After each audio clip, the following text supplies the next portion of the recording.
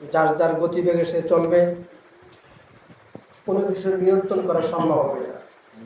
এই জন্য আল্লাহ পাক যুগ যুগ ধরে নবী পাঠাইছেন। নবীদের যুগ শেষ হয়ে আমাদের নবী হযরত মুহাম্মদ মুস্তাফা সাল্লাল্লাহু তাআলা আলাইহি ওয়াসাল্লাম 570 খ্রিস্টাব্দে 12 রবিউল আউয়াল সোমবার সুবহে সাদেক নবরাত্র নবদিনে শুভ আগমন করেছেন এবং নবী এবং নবীর আহলে বায়াত আওলাদ রাসূল যারা দিন প্রচার প্রসারে আমরা এই পর্যন্ত পৌঁছেছি এবং কিয়ামত পর্যন্ত আল্লাহ পাকের দিন ধর্মগুলি আওলাদ রাসূল আওলাদ ওলির মাধ্যমে দুনিয়াতে আল্লাহ পরিচালনা করবেন এবং চলবে। তো শেষ কথা হচ্ছে, মানুষ দুনিয়াতে আসবে আবার চলেও যাবে। আমাদের পূর্বপুরুষ চলে গেছে, আমরাও চলে যাব, দুনিয়ায় কেউ থাকবে না। এই জন্য আল্লাহ পাক বলতেছেন, আমি জীবন এবং মরণ দুইটা জিনিসকে সৃষ্টি করেছি শুধুমাত্র পরীক্ষা করার জন্য। পরীক্ষাটা কি? কে আমাকে এবং আমার নবীকে, আমার নবীর আহলে বায়াত আওলাদ রাসূলকে চিনবে। এই কারণে আমি সৃষ্টি করেছি এবং সৃষ্টি শুরু থেকে শেষ পর্যন্ত এই নিয়মে চলবে। তো আমাদের বাপ দাদা পূর্বপুরুষ যারা কবরে চলে গেছে, আমাদের পাশে কবরে মাগনপুর পারে অসংখ্য অগণিত মুর্দা শুয়ে আছে না শুয়া? এই পুকুরের চতুর্পাশে যত বাড়ি ঘরে আছে, প্রত্যেকটা বাড়ি ঘরের যত লোক, বিশেষ করে অনেকেই তরিকতের লোক, কেউ আওলাদ রাসূল মেজবান্ডারের মুরিদ, কেউ অন্য অন্য দরবারের মুরিদ, এরকম ধরনের আছে। তবে তরিকতটা সকলেরই এক। প্রত্যেকে যদি আমরা প্রত্যেকের নিজে একটু খেয়াল করতাম যে আমার কলবটা একটু পরিষ্কার করি, আমার দিলটা একটু ঠান্ডা করি, আল্লাহকে একটু ডাকি, ওলি আল্লাহ রহমতি ফয়জানি বরকত আমার উপরে আসুক, এই নিয়ত করলে এখন এই খানকায় মানুষ জাগা হওয়ার কথা না। কিন্তু মানুষ ওই যে প্রদবষ্ট হয়ে আছে, যার যার ভাবে সে চলতেছে। আইএমএ জাহালিয়াতের যুগে যখন নবী নাই, ঈসা নবী থেকে আমাদের নবী পর্যন্ত 500 মতান্তরে 69 বছর পর্যন্ত কোনো নবী নাই। এই নবী না থাকার কারণে মানুষ প্রদবষ্ট হয়ে গেছে। প্রদবষ্ট কি হইতেছে? কেউ পাথরের পূজা করতেছে, কেউ গাছের করে, কেউ পাহাড়ের করে, কেউ মাছের করে, কেউ গরুরের করে, কেউ মূর্তি বানিয়ে করে, মানে যার যার মতে চলতেছে।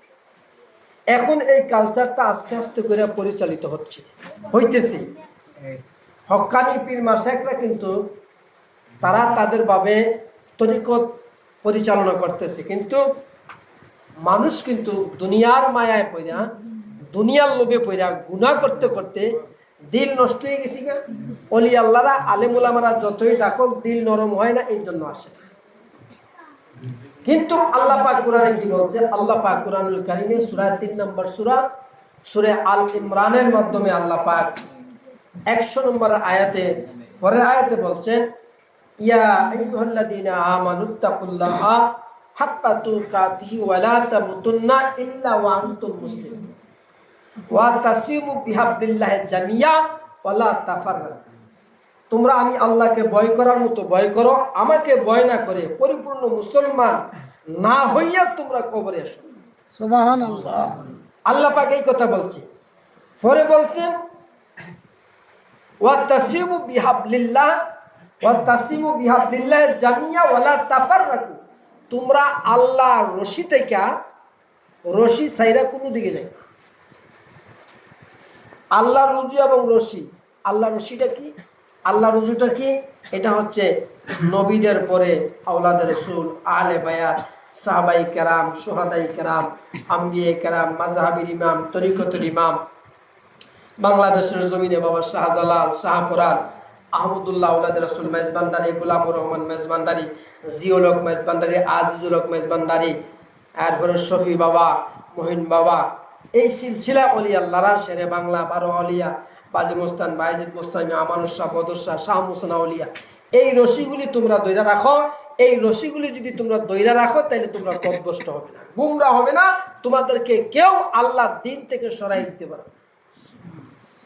এই জন্য কোনো মানুষ যদি তার মা বাবার জন্য দোয়া করে আর মা বাবার কথা স্মরণ করে, কবরের পাশে যাইয়া মা বাবার কবরে পাশে যায় যদি এক ফোঁটা চোখের পানি ফালাইতে পারে যে আমার মা তো আমাকে জন্ম দিছে, আমার বাবা তো জন্ম দিছে, দাদা দাদির মাধ্যমে আমার মা বাবা আসছে, আমার মা বাবার মাধ্যমে আমি আসছি, তার আজকে কবর আসছে, কিছুক্ষণ পর আমি কবর আসতেছি, এইটা মনে করে যদি কেউ এক ফোঁটা চোখের পানি ফালায়, আমরা সকলেই জানি মা বাবার কবরে আযাব সাথে সাথে বন্ধ হয়ে যায়। তরিকত হচ্ছে এমন একটা জিনিস, ওয়াতাসিমু বিহাবলিল্লাহ জামিয়া ওয়ালা তাফাররাকু, কেউ যদি তরিকতের রশিটা ধইরা ওলি আল্লাহর সোহবতে কিছু সময় আল্লাহ পাকের জিকির করে আর তার দেহ থেকে যদি এক ফোঁটা ঘাম বাইর হয়, সঙ্গে সঙ্গে তার দেহটা পুত পবিত্র হয়ে যায়। এই যে আমরা দাওরা শরীফে আসছি, আমাদের আশেপাশে বহু মানুষ বাড়িঘরে আছে, তারাও পীর মুর্শিদের অনুসারী। একবারে যে সকলেই গুমরা তা না, কিন্তু কই, কারণ তারা গুনাহ করতে করতে তাদের দিল শক্ত হয়ে গেছে পার পরিমাণ। এখন জিকিরও ধরে না, নামাজ রোজা কোনো কিছু ধরে না, দুনিয়া নিয়ে ব্যস্ত আছে। এই জন্য আমাদের উচিত অলি আল্লাহদের এই রশিটা ধরে রাখা, আওলাদের রসুল, আওলাদে মেজবানদারির এই রশিটা ধরে রাখা। এই রশি ধরে যে আমরা একটু আগে জিকির করলাম, দুরূদ পড়লাম, কিছু মানুষে পড়ছি আর কিছু মানুষ হই তামাশা করছে, অ্যাভেলেবেল চায় না আছে ঘুরে, আর কেউ মনোযোগ দিয়ে পড়ছে। কিছু লোক আছে কন্টিনিউ দায়িত্ব পালন করতেছে, যেমন আমাদের জসিম সাহেব, আল মেজবানদারি সাহেব, শামসু কাকা, আমি দেখি যে কন্টিনিউ ভাবে এই দাওরা শরীফের সময় দিচ্ছে। শিরু ভাই তো আছে, মুখলেস ভাই আছে, সোহাগ আছে, আমরাও মাঝে মধ্যে সময় পাইলে আই, আমরা আলেম মানুষ বিভিন্ন কাজে জড়িত থাকি। জসিম ভাই কোয়ার সাথে সাথে চেষ্টা করি হাজিরা দেওয়ার জন্য। এই হাজিরাটা হচ্ছে অলি আল্লাহর রশি ধরে রাখা। এই রশিরা যারা ধরে রাখবে তাদের উপরে বালা মুসিবত বিপদ আপদ যদিও আসবে, অবশ্যই বালা মুসিবত আসমানি জমিনি হাওয়াই এরকম অসংখ্য বালা মুসিবত আসবে, তবে যদি হক্কানি ফিরের সহবত থাকে এই বালা মুসিবত চলে যাবে। যেমন আমরা ফুটবল খেলতে যাই, বল উপরের থেকে আসে, যারা মাথায় হেড দেয়, হেড বুঝি না, যে প্লেটটা খুব চালু ব্রেনি এবং তার শক্তি আছে, বলটা আসার সঙ্গে সঙ্গে মাথায় হেড মারে, বুকে হেড মারে, ফায়ে লাথি মারে, ঠাস করে বল চলে যায়। তো হক্কানি ওলি আল্লাহ ফির মাশায়েখের আওলাদ রাসূলের সোহবতে যারা থাকবে তাদের উপরে বিপদ আপদ আসবে, তবে তাদের সোহবতের সাথে সাথে চলে যাবে। একটু আগেও আমার দনুমিয়া ভাই দোকানে বলছে যে আওলাদ রাসূল মেজবানদারির উসিলায় আল্লাহ আমরা বাঁচাই রাখছে, আমার সামনে কথাটা বলছে। আমরা যেই কাজ করতেছি, যে অবস্থাতে আছি, ধ্বংস হয়ে যাওয়ার কথা কইছেন না কথাটা, আমরা বুঝতেছি না। তাই আমি অনুরোধ করব সাপ্তাহিকভাবে মাসিকভাবে অন্তত প্রতি মাসেই জসিম ভাই, শিরু ভাই তারা কষ্ট করে কালেকশন কইরা সুন্দর করে দাওরা শরীফটা ধরে রাখতেছে। আমরা এসে একটু জিকিরে না করবো, আমরা এসে একটু মিলাদে না করবো, অন্য কিছু তো না। হুইয়াথান লাগবো, কোরআন লাগবো, দোন লাগবো, এটা টাঙ্গান লাগবো, এটা লাগান লাগবো, কোনো কিছু না। লাগায়ও তারা, ফুসেও তারা, তাওয়ারুক বানাইও খাওয়ায় তারা। আমরা শুধুমাত্র রশিটা ধরে রাখি। এই রশি ধরে রাখার কারণে ইহুকাল শান্তি, পরকালের মুক্তির ব্যবস্থা।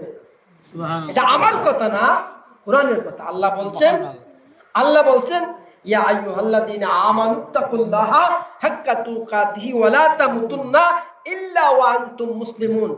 সূরা আল ইমরান 3 নম্বর সূরা 101 নম্বর আয়াত, কালকে খুললা চাইবেন আল্লাহ কি বলছে। তোমরা আল্লাহর রুজু থেকে, আল্লাহ রাসূলের রশি থেকে তোমরা দূরে সরে যাইও না। দূরে সরে গেলেই পথভ্রষ্ট হয়ে যাবা, রাস্তা হারাই ফেলবা, আর এই রাস্তা হারাইয়া ফেললেই শেষ। এই জন্য আমি অনুরোধ করব আমাদের অঞ্চলের তরিকতের ভাই বাবারা, আমরা প্রতি সপ্তাহে বা মাসে আমরা সকলে ওযু করে পবিত্রতার সাথে টুপি মাথা দিয়ে, যুবক দিয়ে গেছি, এই যে যুবকরা এতক্ষণ সুন্দর সুন্দর জিকির করছে, ভাল লাগছে, তবে আরেকটু ভাল লাগতো যদি টুপি থাকতো, আর একটু ভাল লাগতো যদি ওযু করে সুন্দর করে বান্দারির মুহাব্বতে আসতো, তাহলে বান্দারির নেক নজর আমরা পাইতাম, আমাদের মুসিবত দূর হয়ে যেত, আমরা একদিন আল্লাহ হয়ে যেতাম, আল্লাহ পাক আমাদেরকে শান্তি দিত। এই জন্য আমি অনুরোধ করব সকল তরিকতের ভাই বাবাদেরকে যে আমরা ফির যার সুন্নিয়ত এক কাতার, আওলাদ রাসূল মেজবানদার, যাদের উসিলা এই দেশে ইসলাম প্রচার হয়েছে, যারা ইসলাম নিয়ে আসছে, আমরা আসলে তাদের উসিলা ইসলাম পাইছি, নাহলে আমাদের পিছনে গেলা তাকাইলে আমরা হিন্দু ছিলাম। তাদেরও ছিল আমরা পাইছি। আমরা যদি এই রুজুটা ধরে রাখি, প্রতি সাপ্তাহিক মাসে এই মিলাদ মাহফিল জিকির আজকারে অংশগ্রহণ করি, আর যদি এই জিকিরের মাধ্যমে এক ফোঁটা যদি আমাদের শরীর থেকে গাম জোরে, আল্লাহ পাক এই দেহটা পুত্র পবিত্র করে জীবনের গুনাহগুলি মাফ করে দিবেন। আল্লাহ পাক যেন আমাদের সকলকে আওলাদ রাসূল, আওলাদ ওয়ালি আল্লাহদের সহবতে কবুল করে আমাদের জীবনের গুনাহগুলি মাফ করে দেন। সকলে বলি আমিন।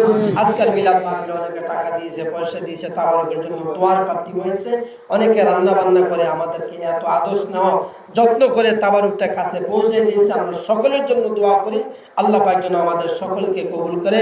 সকলে বলি আমিন। ওয়া মা আলাইনা ইল্লাল বালাগ। একবার আলহামদুলিল্লাহ সূরা, তিনবার কুল আল্লাহ সূরা করি। বীরবার মিজানে দিছি, দাম না রাখা। এটা মিজানে দিছে। আচ্ছা আচ্ছা, ওই বিল্লাহ।